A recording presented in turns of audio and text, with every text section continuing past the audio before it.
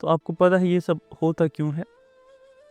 جو سب سے main reason ہے اس چیز کے ہونے کے پیچھے، کسی ان یوزول چیز کے ہونے کے پیچھے، وہ یہ ہے کہ جب انسان کسی کی بات کبھی نہیں سنتا، کوئی کبھی انسان کو نصیحت کرتا ہے، مجھے کوئی نصیحت کرے، مجھے اس کی بات میں کچھ وزن نہیں دکھتا، اس کے کچھ وجوہات ہو سکتے ہیں۔ پہلی وجہ یہ ہو سکتی ہے کہ شاید جو مجھے نصیحت کر رہا ہے وہ خود ٹھیک نہیں، تو میرا نفس کہہ رہا ہے کہ یہ خود ٹھیک نہیں، یہ تمہیں اچھی بات کیا بتائے گا، تو تمہیں اس پہ کم بھروسہ ہوتا ہے۔ تم نے کسی عالم سے کوئی بات سنی، تم کہتے ہو کہ یہ چور ہوتے ہیں، یہ مجھے کیا اچھی بات بتائیں گے۔ غرض تمہارا نفس ہر کسی اچھی بات کو، جو بھی نصیحت ہوتی ہے، جو بھی دین کی بات ہوتی ہے، جس گناہ میں تم مبتلا ہوتے ہو، اس پہ جب تمہیں کوئی کہتا ہے کہ یہ گناہ ہے، تو تمہارے اندر سے جو دلیل آتی ہے کہ تم اپنے آپ کو دیکھو، ڈونٹ جج می۔ آپ کو پتہ ہی ہے کتنے خطرناک جملے ہیں، تو اس وقت آپ کا نفس آپ کو دلیلیں دیتا ہے۔ لیکن اللہ تعالیٰ کو آپ نہیں کہہ سکتے یا اللہ میرے پاس کوئی ڈرانے والا نہیں آیا، میں نے دیکھا ہی نہیں۔ تو اللہ تعالیٰ آپ کو کچھ ایسی چیزیں دکھاتے ہیں جو صرف آپ دیکھتے ہیں، جو کچھ ان یوزول ہوتی ہیں، جس سے آپ کے دل میں یہ بات اتر جائے کہ نہیں، اللہ حق ہے، کیونکہ کہیں نہ کہیں ہم سب شک میں مبتلا ہیں۔ اگر میں کہوں کہ آگ جلاتی ہے تو آپ سب کہیں گے ہاں جلاتی ہے۔ میں کہوں آپ ہاتھ رکھ کر تو دیکھو، آپ کہو گے نہیں ہم مانتے ہیں کہ جلاتی ہے۔ تو اس کو کہتے ہیں حق الیقین، یعنی کہ آپ کو کبھی آگ نے چھوا ہے، آپ کا ہاتھ جلا ہے، تو آپ کو اب ایسا یقین ہے کہ آپ نے آگ میں ہاتھ ڈال کر بھی دیکھا ہے، آپ کو پتہ ہے جلتا ہے۔ یقین کے 3 درجے ہیں: علم الیقین، عین الیقین اور حق الیقین۔ میں آپ سے کہوں کسی جگہ آگ لگی ہے تو یہ علم الیقین ہے، آپ نے علم کی بنیاد پر یقین کر لیا۔ عین الیقین جب آپ اس آگ کو دیکھیں گے۔ حق الیقین جب آپ اس آگ میں آپ کہیں گے نہیں مجھے پھر بھی یہ جھوٹ ہی لگتا ہے، میں اس میں ہاتھ ڈال کے پہلے دیکھوں گا کہ آگ ہی ہے، جلاتی ہے یا نہیں، تو اس کو کہا جاتا ہے حق الیقین۔ ہم سب نے غیب پر ایمان لایا ہے، تو ہمارا ایمان ہے علم الیقین۔ اس علم پر ہم نے ایمان لایا جو کہ نبی صلی اللہ علیہ وسلم کی توسط سے ہم تک پہنچا، اللہ تعالیٰ کی وہ صفات، اللہ تعالیٰ کا وہ تعارف جو نبی صلی اللہ علیہ وسلم کی برکت سے ہم تک پہنچا۔ اب یہ جاننا کہ کیا نبی صلی اللہ علیہ وسلم حق ہے، اگر آپ نے جان لیا وہ حق ہے، اگر آپ پر وہ حجت تمام ہو گئی نبی صلی اللہ علیہ وسلم حق ہے، ان کی ہر کوئی بات پھر حق ہے۔ اگر آپ کوئی کے اوپر یہ حجت تمام ہو گئی کہ قرآن حق ہے، پھر قرآن کی ہر کسی بات کو جاننا آپ کے اوپر حق ہے، اس کو ہر بات کو ماننا آپ کے اوپر حق ہے، پھر آپ ایکسکیوز نہیں دے سکتے۔ تو اس حجت کو تمام کرنے کے لیے، پورا کرنے کے لیے اللہ تعالیٰ آپ کے پاس ڈیفرنٹ انسان بھیجتے ہیں، ڈیفرنٹ سچویشنز آپ کو پیش آتی ہیں، اور جب انسان نہیں مانتا، نہیں سدھرتا، کنٹینیوسلی چھوٹے چھوٹے گناہوں پر بھی اڑتا رہتا ہے، بڑے بڑے گناہوں پر بھی اڑے رہتا ہے، تو اللہ تعالیٰ انسان کو اس کی ذات میں نشانیاں دکھاتے ہیں، ایسی نشانیاں کہ وہ پکار اٹھے کہ نہیں سچ میں اللہ حق ہے، اللہ حق ہے۔ اب اس کو وہ اب ڈینائی نہیں کر سکتا اللہ تعالیٰ کی ایگزسٹنس کو، وہ اب ڈینائی نہیں کر سکتا ان وعدوں اور وعیدوں کو۔ کیوں؟ کیونکہ جب اللہ حق ہے، اس کا کلام بھی حق ہے، پھر اس کو ماننا پڑے گا اللہ کا رسول بھی حق ہے، پھر اس کو ماننا پڑے گا کہ اللہ کے رسول کی ہر کوئی بات حق ہے۔ اب اگر اس نے آدھا سچ مان لیا کہ نہیں اللہ کو میں مانتا ہوں، لیکن یہ عمل پر، اس چیز پر عمل کرنا میرے لیے مشکل ہو رہا ہے، چلو دیکھیں گے، اللہ تعالیٰ کو تو غفور الرحیم ہے، تو اس کو کہتے ہیں وشفل تھنکنگ۔ اللہ تعالیٰ غفور الرحیم ہے، لیکن اللہ تعالیٰ واحد القہار بھی ہے۔ پھر اکثر یہ مثالیں پیش ہوتی ہیں ہمارے سامنے کہ اس عورت نے تو کتے کو پانی پلا کر جنت حاصل کر لی تھی، تو ہاں پھر دوسری عورت نے ایک بلی کو باندھ کر جہنم بھی حاصل کر لی تھی۔ تو اللہ تعالیٰ چھوٹی بات پر پکڑتے بھی ہیں، اگر چھوٹی بات پر چھوڑتے ہیں، چھوٹی بات پر پکڑتے بھی ہیں۔ It depends on your intention. تو یہ سب چیزیں اس لیے ہوتی ہیں کہ تمہیں ایک بار حق واضح ہو جائے کہ یہ حق ہے، اس کے بعد تمہیں کوئی گنجائش نہیں رہے گی یہ اس کو ڈینائی کرنے کی۔ اور اگر تم نے اس کے بعد بھی کہا کہ نہیں مجھے وہ چیز بھی دکھا دو اپنی آنکھوں کے سامنے، اب میں اللہ کو بھی دیکھنا چاہوں گا، پہلے مجھے رسول کو بھی دکھا دو پہلے، اس کے بعد میں مانوں گا، جو کہ کفار مکہ کہا کرتے تھے پہلے عذاب تو آنے دو، ہمیں دکھاؤ آنکھوں سے کہاں عذاب ہے، پھر ہم دیکھیں گے مانیں گے کہ نہیں۔ تو اللہ تعالیٰ قرآن میں بہت سخت وعید ان کے لیے کہتے ہیں کہ کیا یہ چاہتے ہیں کہ سب کچھ ان کو دکھایا جائے؟ نہیں، بلکہ ان کے دل اتنے سخت ہیں کہ اگر ان کو سب کچھ دکھایا بھی جائے تب بھی یہ ایمان نہیں لائیں گے،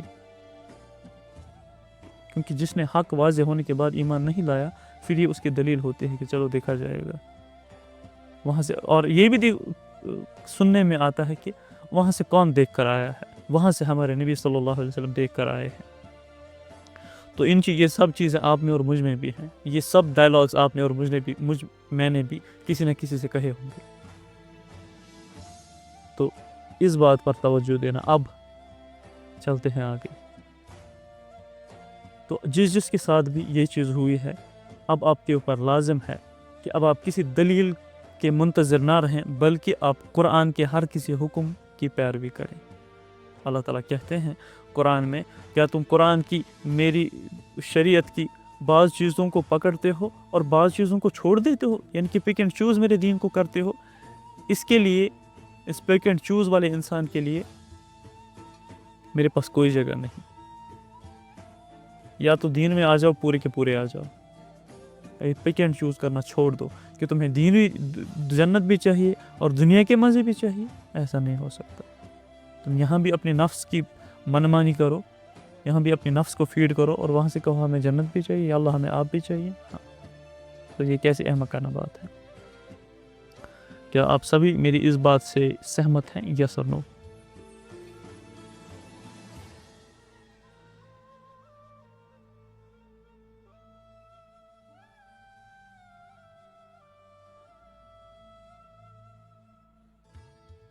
اوکے، ماشاء اللہ۔ اللہ تعالیٰ آپ کو توفیق دے، ہم سب کو توفیق دے کہ ہم اس راستے پر چلیں جو اللہ تعالیٰ کے نبی نے ہمارے لیے تجویز کیا۔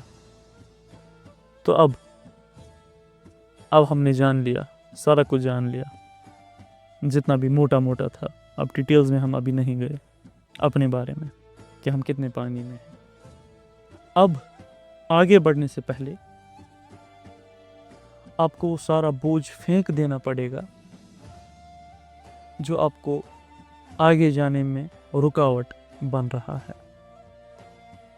اگر آپ کو پہاڑ چڑھنا ہے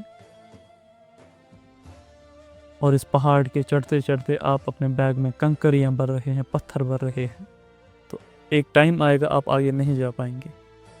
ان کا بوجھ اتنا زیادہ ہوگا، آپ آگے نہیں جا سکتے، آپ کو وہیں پر رکنا پڑے گا۔ تو ہم نے ابھی تک اپنی زندگی میں گناہوں کا بہت زیادہ بوجھ اکٹھا کیا ہوا ہے۔ کچھ گناہ ہم جان کے کرتے ہیں، بالکل جان کے کرتے ہیں۔ کچھ گناہ ہم انجانے میں کرتے ہیں، ہمیں خبر نہیں ہوتی۔ اور کچھ گناہ انسان ایسے کرتا ہے کہ پھر اس کا شو آف بھی کرتا ہے۔ یہ کتنی خطرناک چیز ہے کہ پھر اپنے دوستوں، یاروں سے کہتا ہے کہ میں نے یہ چیز کی ہے، اور فخر سے کہتا ہے۔ گناہ کو گناہ سمجھتا بھی نہیں۔ گناہ کو گناہ نہ سمجھنا اتنی بڑی سزا ہے کہ اس کا دل اب سیاہ ہو چکا ہے۔ ایک شخص سے کہا گیا کہ چلو نماز پڑھنے، تو اس نے کہا ٹھیک ہے میں بھی آتا ہوں، چلو آپ۔ وہ نہیں آیا۔ تو اس سے بہت بار ایسے ہی پوچھا کہ اس نے کہا ٹھیک ہے چلو آپ، میں بھی آ رہا ہوں۔ تو پوچھا کہ یہ کیا ماجرا ہے، تم نماز کے لیے بھی نہیں آ رہے اور یہ بھی کہتے ہو کہ ٹھیک ہے آپ جاؤ، میں بھی آ رہا ہوں۔ کہا نماز کا انکار میں نہیں کر سکتا، میں یہ نہیں پڑھ سکتا کہ میں نہیں پڑھوں گا۔ اگر میں نے یہ کہا تو میں کافر ہو جاؤں گا۔ کیوں؟ کیونکہ حدیث کا مفہوم ہے اسلام اور کفر کے بیچ فرق نماز ہے۔ اسی طرح سے اگر آپ کوئی گناہ کرتے ہیں اس کو گناہ سمجھیے،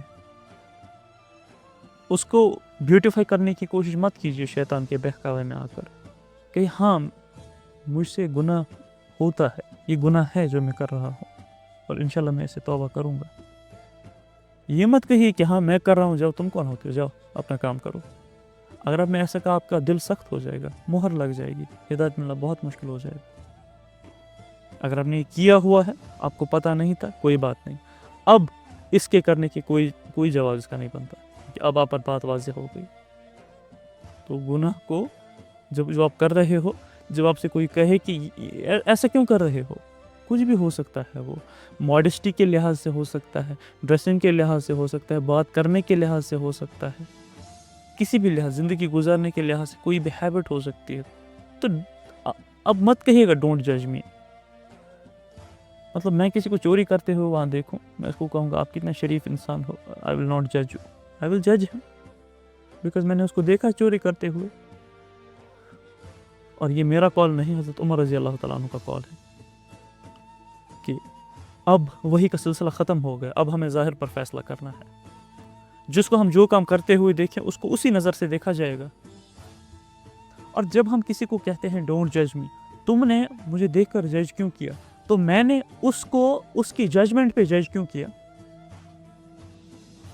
تو یہ اصل میں انسان کا نفس اس سے کہہ رہا ہوتا ہے کہ اس کو کہو کہ مجھ میں مت الجھے، ڈونٹ جج می. تو تم نے اس کو کیسے جج کر لیا اس کے ججمنٹ پر، جیسے تم چاہتے ہو کہ یہ مجھے جج نہ کرے میری اپیئرنس پر، تو تم اس کو اب اس کے ظاہر پر جج کیسے کر رہے ہو، اس کے ججمنٹ پر اس کو جج کیسے کر رہے ہو. So think about it. یہ انسان کے نفس کی ساری چالیں ہیں. یہ نفس چالیں بناتا ہے شیطان کے ساتھ مل کر کہ میں کیا جواب دوں تاکہ اس بندے کا شعور بھی سیٹسفائی ہو جائے کہ میں ٹھیک ہوں، یہ مجھے جج کر رہا ہے خواہ مخواہ. تو جب آپ غلط ہو تو غلط مانو اپنے آپ کو. ڈونٹ سے ڈونٹ جج می، یہ آپ کے دل پر مہر ڈال دے گا. تو اب آگے بڑھنے سے پہلے لکھا گیا ہے عبادت ایک درخت ہے، اس کی 12 شاخیں ہیں، اور اگر آپ کو اس کے ٹاپ پر چڑھنا ہے تو کیا کرنا ہے، آپ کو جیسے ایک پیڑ ہوتا ہے، عبادت ایک پیڑ ہے، اس کی 12 شاخیں ہیں. تو جب آپ پیڑ پر چڑھیں گے تو آپ ایک شاخ کو پکڑیں گے، پھر دوسری کو، پھر تیسری کو، پھر چوتھی کو، ایسے ایسے کر کے آپ اوپر پہنچ جائیں گے. تو اب عبادت اللہ تعالیٰ کا بندہ بننے کے لیے، عبد بننے کے لیے، اس مقام عبدیت تک پہنچنے کے لیے 12 شاخیں ہیں اس درخت کی. اس میں سے پہلی شاخ کو ہم پکڑیں گے، لیکن دوسری شاخ پر جانے سے پہلے اگر ہم نے وہ بوجھ کم نہیں کیا تو یہ شاخ بھی ٹوٹ جائے گی اور ہم گر جائیں گے. اور وہ پہلا سٹیپ، پہلا قدم کیا ہے، چلیے آئیے دیکھتے ہیں. تو لکھتے ہیں کہ 12 سٹیجز ہیں مقام سلوک کے، مقامات سلوک کا بیان ہو رہا ہے کہ اللہ تک پہنچنے کا راستہ. تو جو شخص چاہے کہ میں اللہ تعالیٰ کے قریب ہو جاؤں، میں اللہ تعالیٰ کے قرب میں چلا جاؤں، تو اس کو لازم ہے اس عبادت کے درخت پر کنٹینیوسلی چڑھتے رہنا، سٹیپ بائی سٹیپ، جب تک کہ وہ منزل مقصود تک نہ پہنچ جائے. یہ منزل مقصود کیا ہے، یہ ہم ان 12 سٹیجز کے بعد ڈسکس کریں گے کہ وہ منزل مقصود کیا ہے، کہاں پر انسان کو پہنچنا ہے. لیکن اس کے لیے لازم ہے ان 12 سٹیپ سے ہو کر گزرنا. اور پھر لکھا گیا کہ یہ بھی جانے کہ انسان کو یہ بات ہمیشہ یاد رکھنی چاہیے کہ اللہ تعالیٰ ہر کسی چیز سے باخبر ہے. جو تمہارے سینوں کے اندر راز ہیں اللہ تعالیٰ وہ بھی جانتے ہیں. اللہ علیم بذات الصدور. تو سب سے پہلی شاخ، سب سے پہلا قدم وہ ہے توبہ. اپنے گناہوں سے توبہ، اپنی پرانی زندگی سے توبہ، ان عادتوں سے توبہ جو آپ کو اللہ کی قرب سے دور کرتی تھی، ان لوگوں سے توبہ جن کے ساتھ آپ رہ کر اللہ سے دور چلے گئے تھے، اس حالت پر توبہ جس حالت میں اگر آپ مرتے تو سیدھا جہنم میں جاتے، ان دنوں پر توبہ جن دنوں میں آپ نے ایسے گناہ کیے کہ پھر اس کا پرچار کرتے پھرے، اپنے گناہوں کے اوپر نادم نہیں ہوئے بلکہ اور بھی زیادہ بھڑک گئے کہ میں نے کیا، ڈونٹ جج می وغیرہ. ان راتوں کی توبہ کہ جب اللہ تعالیٰ کے سوا کوئی دیکھنے والا نہیں تھا. اس پل کی توبہ کہ جب تمہارے اندر وہ خیالات چل رہے تھے، اللہ تعالیٰ ان کو بھی دیکھ رہا تھا. اس وقت کی توبہ کہ جب تم نے نظر اٹھائی لیکن اللہ تعالیٰ کو پتہ ہے تم نے نظر کیوں اٹھائی. اس وقت کی توبہ جب تم نے ہاتھ اٹھائے لیکن اللہ تعالیٰ کو پتہ ہے تم نے کس چیز کے لیے یہ ہاتھ اٹھایا. اس وقت کی توبہ، اس چیز کی توبہ جب تم نے قدم بڑھائے، اللہ تعالیٰ کو پتہ ہے کہ کس گناہ کے کرنے کے لیے تم نے یہ قدم بڑھائے. ان سب چیزوں کی توبہ. اور آنکھیں بند کیجئے میرے ساتھ اور کچھ وقت 2-3 منٹ اپنے ذہن کو میرے حوالے کیجئے.